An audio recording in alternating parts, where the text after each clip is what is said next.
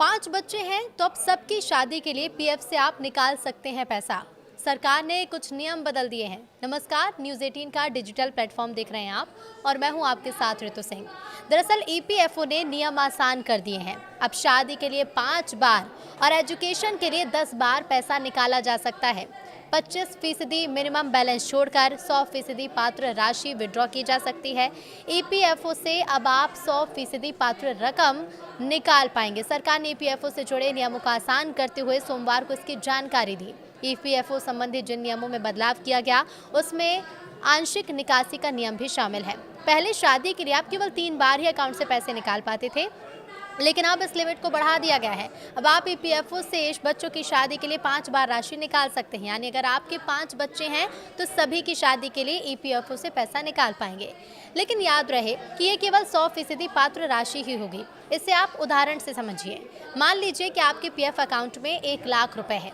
इसमें से आपको 25% रकम अनिवार्य रूप से मिनिमम बैलेंस के तौर पर अकाउंट में रखनी होगी। यानी 25,000 रुपये आप छू भी नहीं सकते। इसके अलावा 75,000 रुपये आपके विड्रॉल के लिए पात्र राशि है। इससे आप 100% यानी पूरे 75,000 रुपये निकाल सकते हैं। बता दें कि पहले नौकरी छूटने पर आप 75% पैसा 1 महीने बाद निकाल सकते थे। 2 महीने बेरोजगार रहने के बाद आप बाकी रकम भी विड्रॉ कर सकते थे, लेकिन अब 75% रकम आप नौकरी में रहते हुए ही निकाल पाएंगे।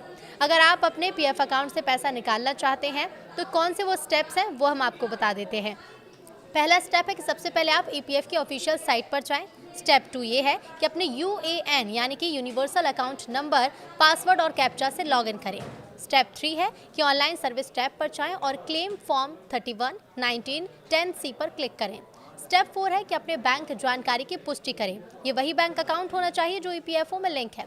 स्टेप 5 है प्रोसीड फॉर ऑनलाइन क्लेम पर क्लिक करें। स्टेप 6 है ड्रॉप डाउन से पीएफ एडवांस फॉर्म 3(1) चुनें और अपनी निकासी का कारण और उसकी राशि भरें, यानी कि कितना अमाउंट आप निकालना चाहते हैं।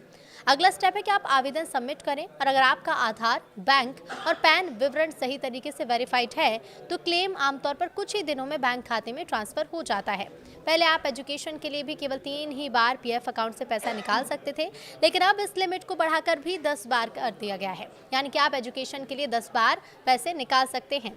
इसके अलावा मिनिमम सर्विस लिमिट को घटाकर 12 महीने कर दिया गया।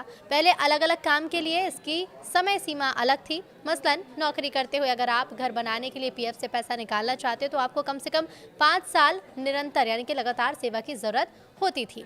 तो ये नए नियम जो आए हैं, इन नियमों को लेकर आपकी क्या राय है, हमें कमेंट करके ज़रूर बताइए।